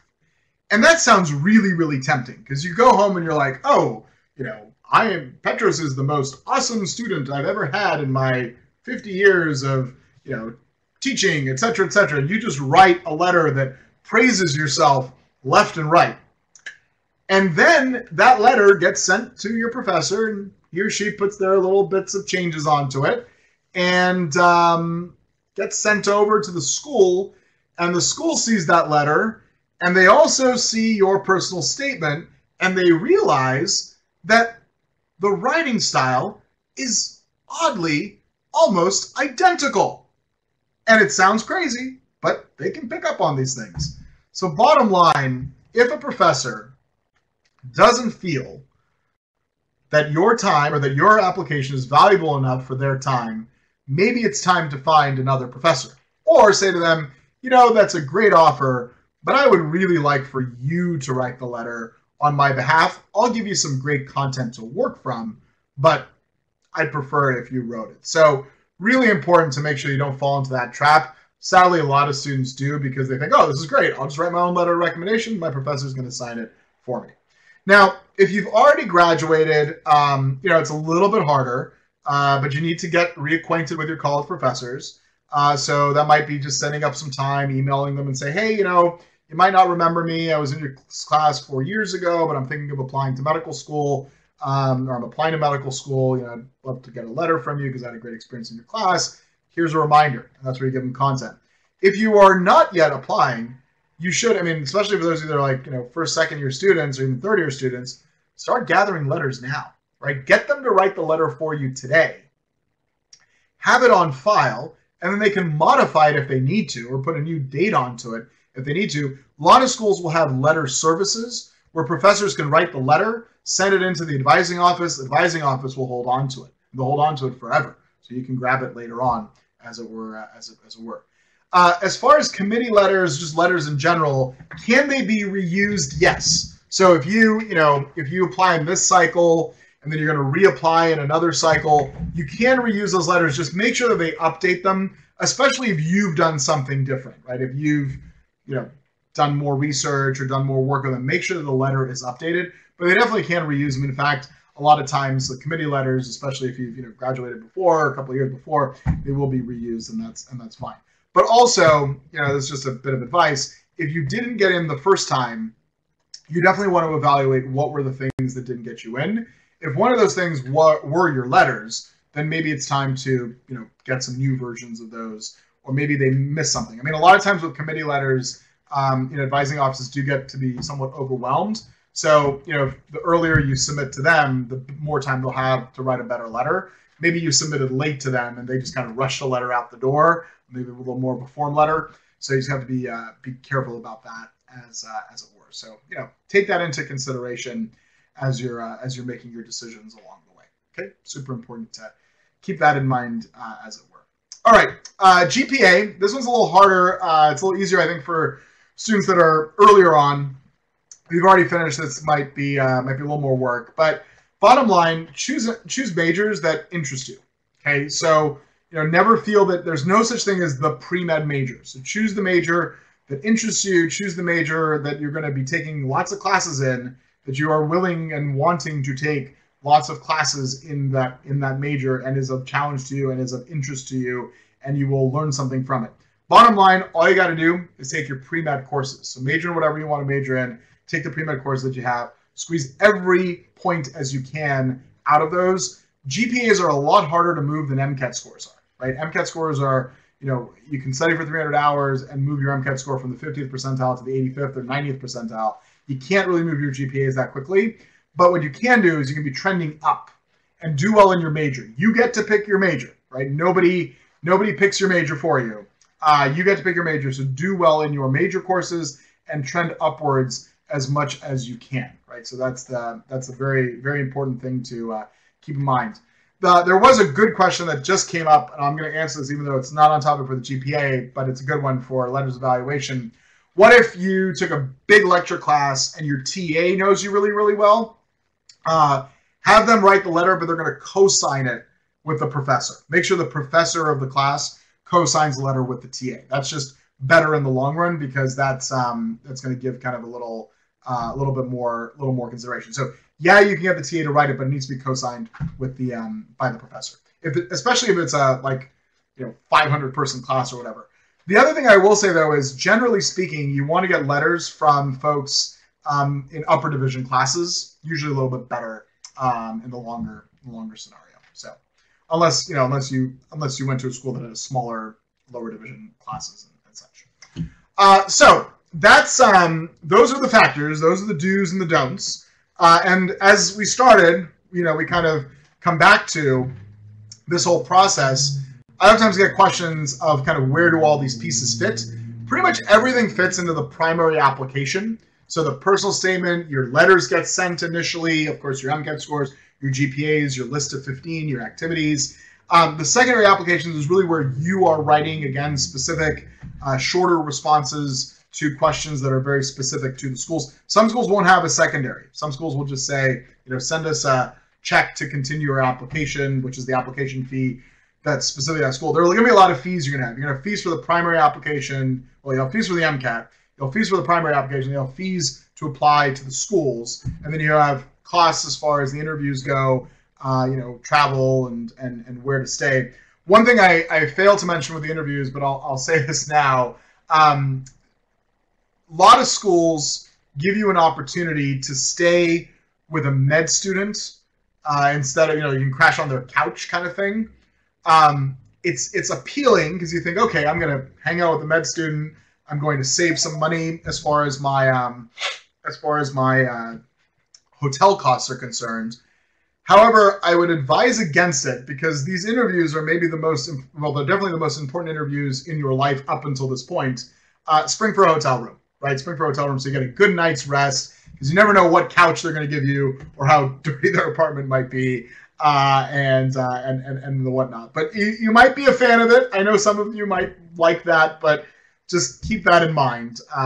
You know, it's a pretty important day in your life. So, you know, do what make sure you're comfortable and dress professionally. Dress professionally for sure. You don't have to, you know, you don't want to go like all out, but you want to be, you know, clean. One thing I will say for everybody is if you're wearing a suit, don't wear white socks. That is a big faux pas. So don't do that. There were a couple questions about letters of rec and who to get them from. You know, I feel like we covered that. I think the key is, you know, get them from people who know you well. Get them from folks who will write a detailed letter for you. But you know, you don't want to just get them from, I mean, random folks that you've had little minimal interactions. I mean, if you volunteered for one day at a hospital, you don't want to go get a letter of recommendation from that person because like they're not going to know you well. I mean, bottom line is these are folks that specifically know you very, very well, right? So that's what it comes down to. So if you got more specific questions about that, do let us know. All right. So with that said, there are a lot of options out there for you. A couple things. One, if you haven't done so already, it's a little bit of a reminder because we are going to be picking the winner here relatively soon. Go ahead and fill out that link that's at the top for the $50 Target gift card. I'm looking forward to announcing the winner here in a few moments. So if you haven't done so, do that for sure. But as I mentioned at the top, you know, a lot of this does rest on your MCAT. And, you know, Kaplan's we're known for our MCAT preparation, and, you know, we've been doing it for a long time, and we've been doing it quite successfully. I think one of the highlights is that you can pick the instruction that is right for you, right? That is the key thing to keep in mind. So whether it's live online and you don't have to go anywhere, you have an interactive online classroom, or it's in person, where you get live instruction in a classroom location, or you want to do it self-paced, where you just do more of an on-demand type course, or you get tutoring, we've got you covered, is what it comes down to. So, that's the nice kind of advantage of our program is regardless of how you take a course with us, you're going to get the same materials, you're going to get the same instruction, you're going to get everything is going to essentially be the same, regardless of the modality that you decide to take. So we've got a lot of different things that are included, and I won't kind of bore you with the details, but just to give you some highlights. If you take one of our Plus programs, you're going to get your personal MCAT coach. This is a person who's gone through the process themselves and is going to really develop a personalized plan for you. I mentioned this earlier. You would also get the Foundations program as part of our Plus program. The Plus is an awesome option because you get that personal coach in addition to your faculty and the MCAT channel and all the books and all the things. But bottom line is you got lots and lots of resources available as part of your Kaplan preparation. We're very proud of the fact that we have the most live instruction that's available to our students. We're very proud of the fact that we have 15 full-length exams and over 10,000 questions that are there, as part of your preparation, and that it's all organized for you as far as making recommendations for what it is that you individually need to work on, because that's really, really, really important. But important to kind of think about as part of the process. At the same time, one thing I want to rest everybody rest assured. When you're enrolled with us, you don't have to worry about getting books. They're all going to be shipped to you. Everything is also digital, so we're very digital, mobile-facing company. So something to also keep in mind. We try to make it easy. That's what it comes down to. Make it easy for you as you're going through this rather harder process. So this is a little bit of a chart of kind of like what's included because there's so many different options. But I think the main thing that you'll see, the main difference is that you get the coaching or the individualized tutoring with the plus and the tutoring options, but everything gets the MCAT channel pretty much except for a self-paced program. The MCAT channel, I'll highlight this all for you because I think this is important to keep in mind. We wanted to build a way where we gave access to our top faculty from throughout the country to every single student that is part of our MCAT program. So the MCAT channel is that. You have over 90 sessions of classes with our top-rated faculty. We have a couple of channel hours every night. So depending on the season, depending on how many kind of where we're at as far as the MCAT peaks and valleys. Remember the MCAT seasons from earlier. We've got so many classes. That's actually where I was teaching earlier. I was teaching an MCAT channel session. Eli's here tonight. Eli also teaches on the MCAT channel. But it's the idea here with the MCAT channel. It's kind of like Netflix. We've got different sessions that kind of rotate in a cycle, and you pick and choose the ones that you need to go to based on your own individual needs. Now, what I said earlier is that Kaplan's kind of known for our MCAT preparation, and we continue to be known for MCAT preparation. But what I'm super excited to kind of announce and launch to you all really is that starting very, very soon, in the next couple of days, we are actually launching. We've had medical school admissions consulting for a long time, and a lot of students use our admissions consulting programs for admission into medical school. So all the things that we talked about today, you get the opportunity to actually work with folks that have previously been on admissions committees to kind of help you scope out what it is that you need to be doing. But we're actually launching some new things with medical school admissions consulting. So one, we're launching a personal statement review. So if you just want to focus on your personal statement, you can work with somebody, get some expert feedback pretty much quickly. You get some online resources that are built with that. You get planning guidance, you get email support. So really get to work with somebody directly on your personal statement. We're going to be launching mock interview help. So you can actually, get ready for that interview and have an online mock interview with an admissions expert and pretty much practice your traditional questions or the MMI style interviews, how to interview, how to dress, how to talk, how to respond, how to, frame the questions and frame your responses. We'll have a more kind of self-study option, which is going to be our med school admissions help. So this is pretty much kind of a little bit a lot expanded on what we talked about here tonight, but online resources, video resources that pretty much take you through all the different steps of the medical school admissions process. And then there'll be a bundle available for that as well. So these haven't launched yet. You're literally the first group of students that I have had the honor and pleasure of telling about these cool things. We're really excited about these new options for students. I think you should be too. I think it's going to be a great resource and something that you can use. And then we'll continue to have personal statement consulting, where if you want to work over a longer period of time, not just review one copy of your personal statement, really work over a longer period of time on your personal statement. And then we have premium consulting, where you can work on the personal statement and prep for the interview and work on your list and work on your application. Pretty much have somebody who's been through this process and really has been on the other side of the coin, making the decisions. And then you can bundle that all in with your MCAT prep. So if you kind of want the whole MCAT package, that's available to you as well with admissions consulting. A couple of you were asking privately about our intensive programs. We do have intensive programs over the summertime. In addition to our courses, we have these intensive programs, which are either 5 or 6 week boot camps. It's 5 weeks if you want to do it live online. It's 6 weeks if you want to do it in person. Ashwarya is teaching in San Diego, so you can go hang out with San Diego with Ashwarya. Bottom line is the way the intensive programs work is they are effectively, we structure your whole week or structure your whole 6 weeks. So you really shouldn't be doing anything else. So if you're planning on doing research over the summer, probably not good to do the intensive programs over the summer either. At the same time, you want to just focus on one. That's separate from our normal courses. So you can, of course, take a course and do other things in the summer. But if you wanted that like intensive boot camp experience, you have that option available to you for sure. So if you want to speak to one of our instructors, you've got a couple options available to you. One, you can give us a call. But two, as I mentioned earlier, you can click this link or copy this link, and we'll put that into the chat as well.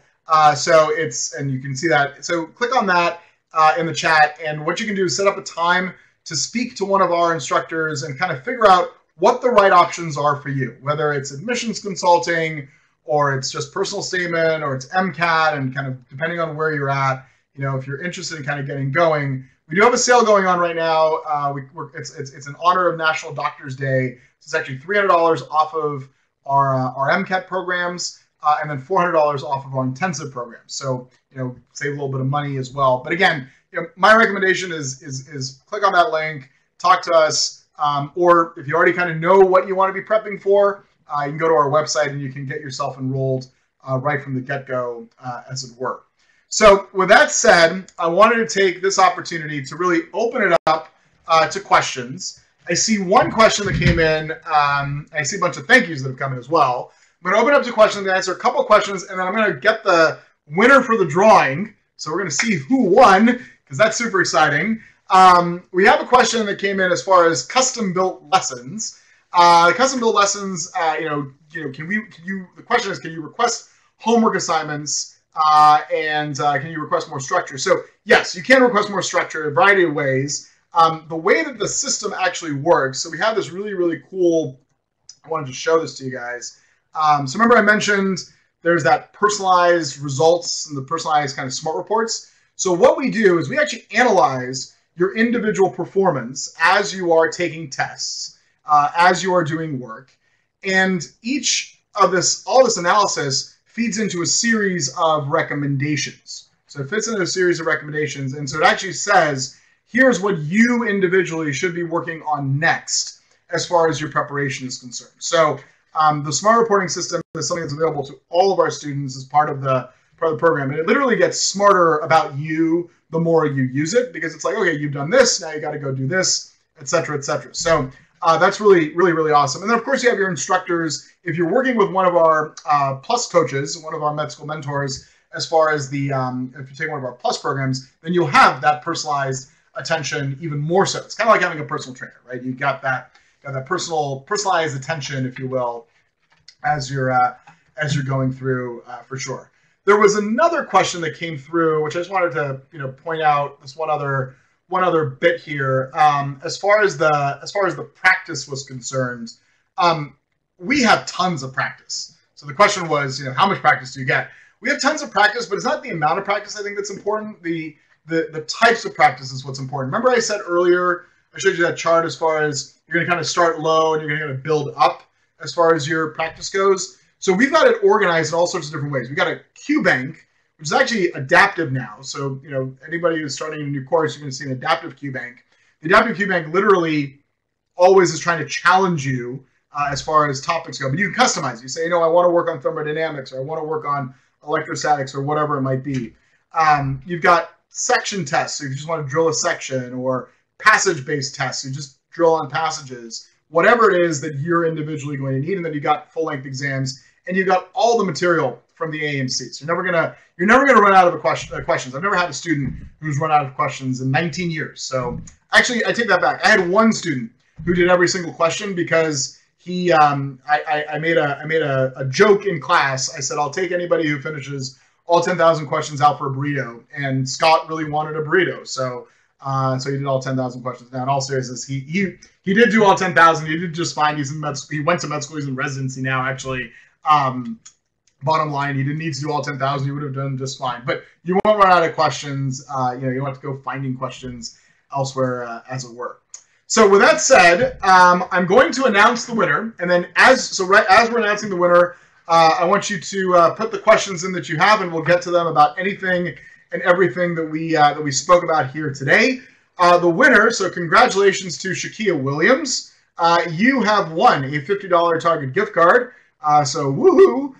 For those of you that didn't win, which is everybody else, come back tomorrow. We'll have another drawing in tomorrow's session, or you've been selected to win that gift card. So congratulations, and we'll be in contact with you to give the gift card. So congrats on that.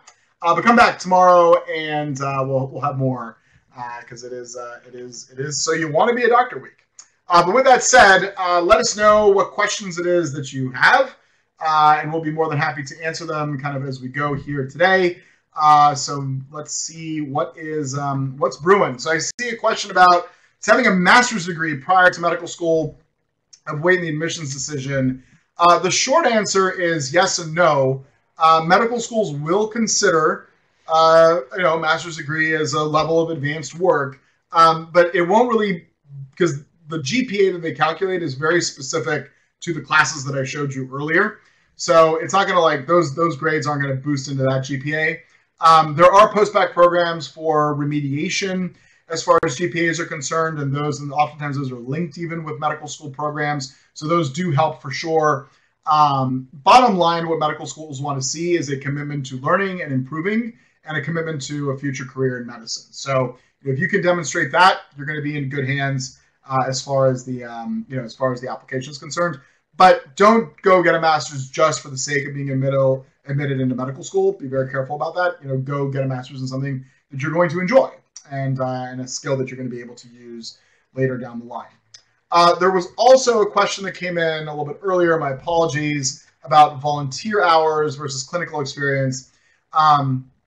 Whoever asked the question said, I have a ton of hospital hours, but not so many volunteer hours. I mean, that's fine. Whether, if the work was paid, that's okay.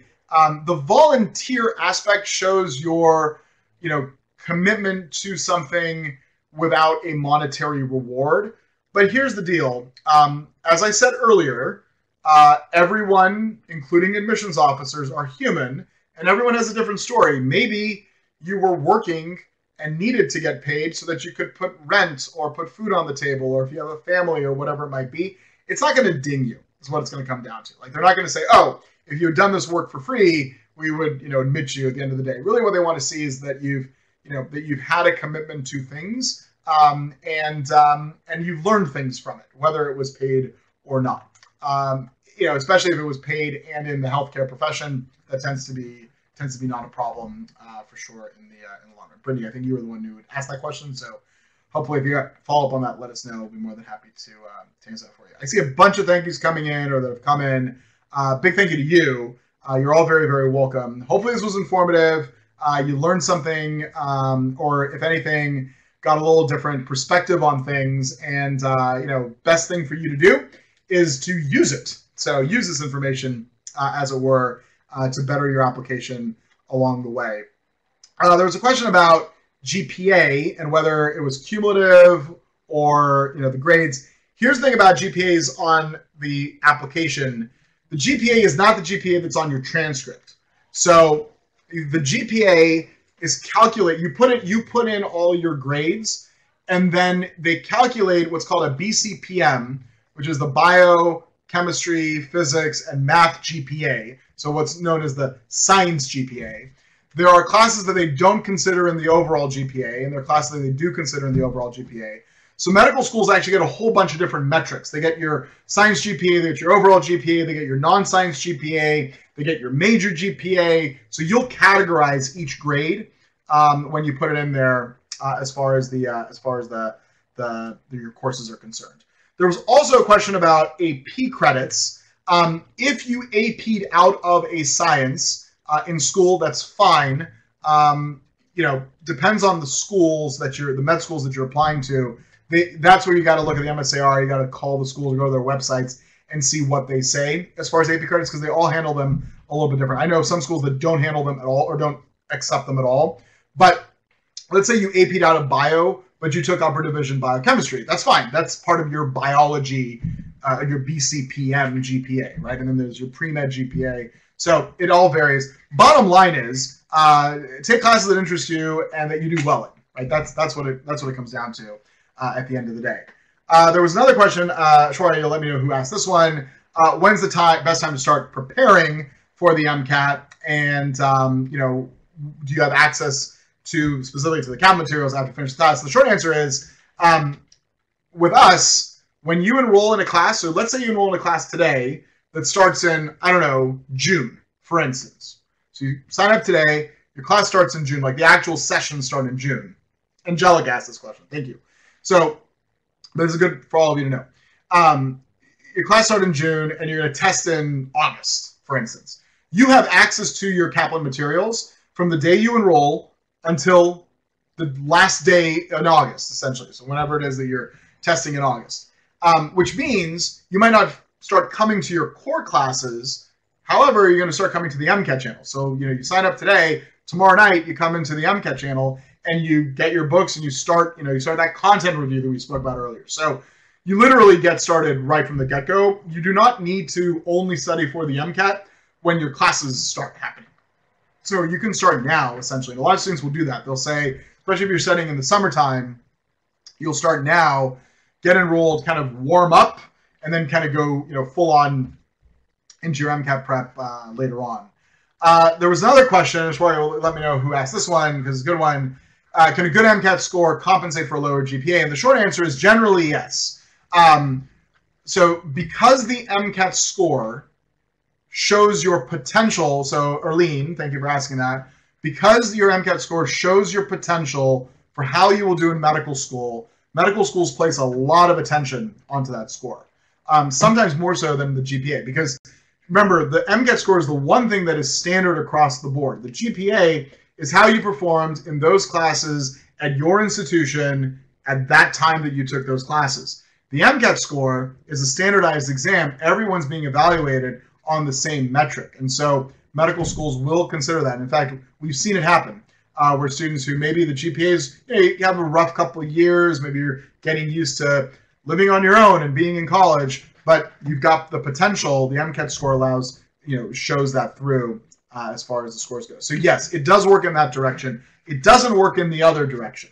So it doesn't work in the direction, generally speaking, it doesn't work in the other direction where the high GPA can make up for the low MCAT score, because the MCAT score is showing your future potential as opposed to just showing how you've done in the past. So something to keep in mind. That's why that's why we spent the first 30, 40 minutes talking about the MCAT, because it's one of 7 parts of the admissions process, but it's like a huge part of the admissions process. So really, it's actually been, you want to be a doctor, do well on your MCAT, because that's important. So remember that, because that's going to be a big part of this as you move forward. So just generally speaking, definitely something to keep in mind as it were, as you're going through. Other questions that you guys have, let us know. Put them in the chat. We'll be answering them away as we go. I saw a couple of you were asking about a few other things here. See if I can piece them out. See what we got coming through. A couple of you were asking about intensives. Let me see if I can jump to that slide for sure and show you that one. So the intensive programs, they're in 3 locations. Well, there are multiple locations. There's live online, so it's any location, but 3 locations this summer. So we'll be in San Diego, Boulder, and Atlanta. Those are the 3 locations. So you can find out more information on our website about those for sure. And then a couple of you were asking about the different resources, some of the different resources. I was looking for this picture earlier, but I couldn't find the slide. But this slide here, if you want to see those recommendations that I was talking about earlier, you see these little purple flags, those pop up. So really kind of customize your preparation as it goes. Advice for reapplicants. I got a lot of advice for reapplicants. I'll give you this much though. I won't bore you with the details. The key with applying again for medical school is that something didn't go right the first time. That's the reality. You didn't get in the first time. I'm not trying to be mean. That's just reality. You didn't get in the first time. So you want to make sure that you're improving on the application. Worst thing that you can do is apply exactly the same the next year. But I'll tell you a really great, hopefully inspirational story. We had a student a couple of years back, and the good news is, I'll tell you the end of the story. He's done with his residency, so he's actually attending now. But great story. He had a great GPA, a great MCAT score, great volunteer experience, great personal, everything was great. Great guy, right? Like just great person, somebody you would want to be your doctor. The only problem he had in his life was that he was the world's best procrastinator. He pushed everything off to the end. So he applied super late in the cycle to 12 schools.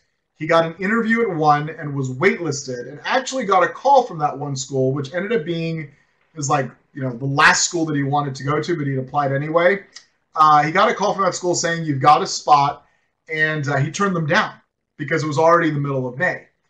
And so what he did was he reapplied to the other 11 schools that he had not gotten into, but he applied early in the cycle. And he really didn't change much about his application. He just updated a few, he didn't retake his MCAT, didn't add any classes. I think he updated his work experience because he'd been working for one additional year at the same place he'd been working with at before. And he applied to the same 11 schools, and lo and behold, he got admitted to all 11 that he applied to. And the school he ended up going to, he asked them, as he got to work on the admissions committee later on, and as med school students work on the admissions committees, he asked them, "Why didn't you take me the first time?" And they said, "Oh, because your application was late. We'd already filled up all the seats." So, that's a simpler story. But bottom line, if you're reapplying, you want to make sure that you are, that you're doing something different. So if it was your MCAT score that was not so great, prep for the exam. If you didn't take a course the first time, take a course, re-prep for the exam, and knock that score out of the park. If it's, you got to bolster your volunteer activities, maybe your recommendations weren't right, whatever it might be, make sure that you're actually not just taking the application that you had before and reapplying. That is not the best thing that you can do. In regards to that, there's a kind of a similar question as far as repeat MCAT scores. If you take the MCAT multiple times, medical schools will see all of the scores. Okay, so they see everything. Most med schools consider your highest score. Some, however, will consider all of your scores. Some will consider your most recent score. It just depends on the school. Whatever they do for you, they do for everybody. So they see them all, but it's what they consider that matters. But again, whatever they do for one, they do for the other. If you are retaking the MCAT, make sure that you do something to improve your score, because the last thing you want to be doing is applying with 2 or 3 scores that are all about the same, because that just validates that score even more so. So just be very, very careful about that. So keep that in mind as it were. There was another question that came in about being out of school for a couple of years. GPA was on the lower end. Best thing to do in that scenario, make sure that you maximize your MCAT score. Depending on what that GPA was, I don't know what it is, but whatever it was, it might be in your best interest and everyone's interest to bolster your academic record. So go take some classes either at a community college or a post-bac program. That's what those programs are there for. Maybe and sometimes maybe you weren't considering med school when you were an undergrad, but you're considering now. That's when you do a post-bac program as well. So a couple different types of post-bac programs for sure. There was a question about Canadian applicants to U.S. med schools. For the most part, you need to check with the schools that you're interested in, because so here's the thing: every school is an independent institution. So every school makes their own, decisions as far as what they consider to be an international applicant versus U.S. applicant. So you need to check with the schools that you're considering applying to, is the bottom line.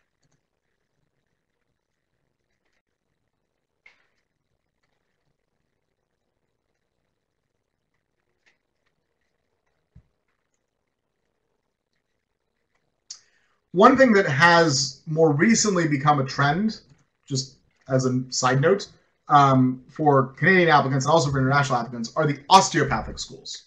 So there are 2 types of medical schools in the United States. There are allopathic schools and osteopathic schools. Both will give you a medical degree that allows you to practice medicine in the United States. So something to consider as well. But again, you got to check with the schools specifically that you're interested in.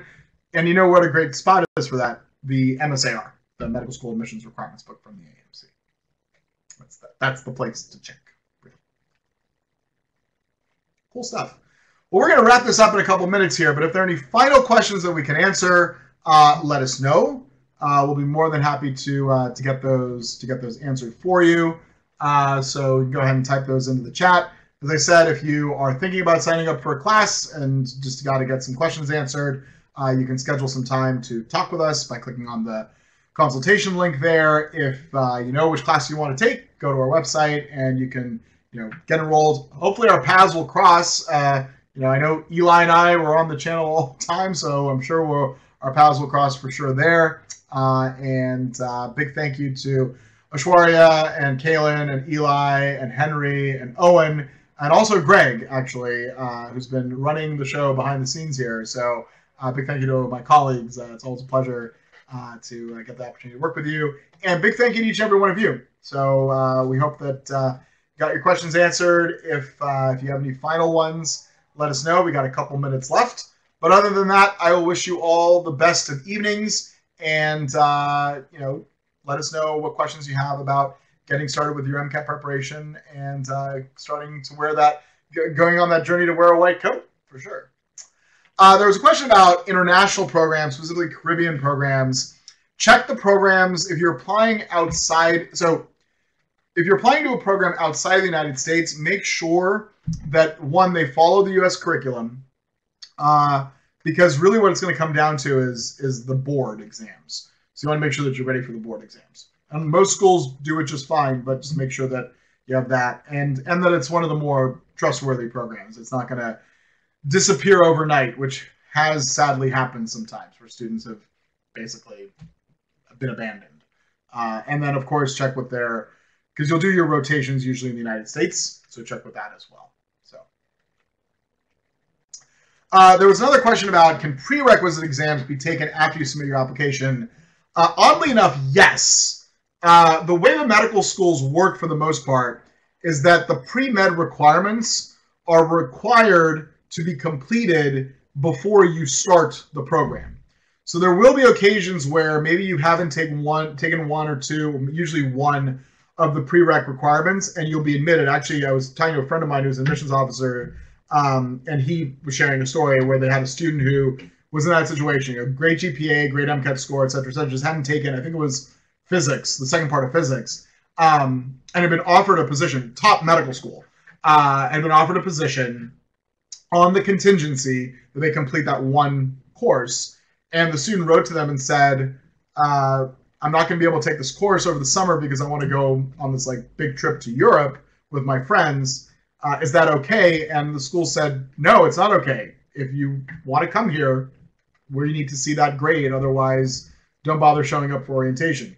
That student did not go on a trip to Europe. That student took that physics course and got in, is what it came down to. So yeah, it happens. It's rare though. I wouldn't plan your strategy around it. So it can happen, but just because something can happen doesn't mean it's the best thing to do. So keep that in mind as well.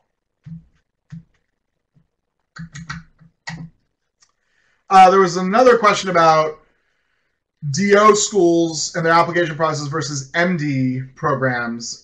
Very similar application process. There are more DO schools that are opening. So if you look at the new medical schools that have been added over the last 10 years, a larger number of them have been DO programs. I would really, if I was in your shoes, I would research the two different types of programs, because you might be surprised that the DO is actually more a fit for what you're looking for. And oftentimes it's a fit that's overlooked. Folks don't, it hasn't been as popular in the kind of mainstream culture as it should be. So definitely research that option. It's a little bit more of a holistic medical education. So definitely, I actually have another good friend of mine who happens, I have a lot of friends who happen to be directors of admission at medical schools. She's an admissions officer at one of the big DO programs. And one of the things that she always says is that it's not until students find out about what the DO program does, and 90% of what a DO program and an MD program do is the same. It's the approach that's different. An MD program, an allopathic physician, is primarily trained in treating the patient and the disease that the patient has. An osteopathic doctor is trained in treating the patient along with the disease that they have. And what we mean by that distinction is that, if you have allergies to something, an allopath will give you an allergy test and say, you have an allergy to X, here's what you should avoid, and here's the medication that you should take. Whereas an osteopath will give you that same allergy test, but will also ask you about your home environment. They'll say, do you have carpets? Yes, you do. Well, they tend to hold a lot of dust. Maybe you want to get rid of your carpets and have hardwood floors, or whatever, whatever the outcome might be. So there's a little bit more of the holistic approach that comes with DO programs, which tends to mean that more primary care physicians or DO programs tend to produce more primary care physicians, not because they can't specialize. I mean, DO students can, go into specialties just as much as MD program students can. Just the primary focus, the primary mission statement of those schools is a more holistic approach. So you'll oftentimes find family physicians to be DOs. So actually, I have a good friend of mine who's a DO, and it's a pretty cool thing. Now, yeah, I didn't mean to say that MDs do not care about their patients at all. Just the opposite. But it's the approach that is the approach of how the teaching occurs there is a more holistic approach to the medicine. I would say that over the last 15 to 20 years, that has changed greatly for the MDs, but that's the fundamental difference between an osteopath and an allopath. Schools in Puerto Rico are considered to be U.S. schools. However, schools in Puerto Rico, for the most part, will accept students from Puerto Rico, but also keep in mind that the schools in Puerto Rico, for the most part, will have a large Spanish component. So if you speak Spanish, that's great, but just keep that in mind.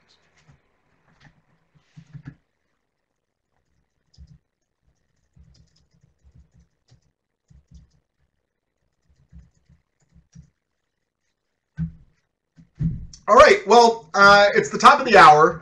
So I want to take this opportunity to thank everybody once again for being here. Thank you for sticking around. If you have any further questions after today, feel free to visit us on our website or give us a call at 1-800-CAP-TEST. And looking forward to seeing some of you tomorrow night at the Personal Statement Workshop. Take care, everybody.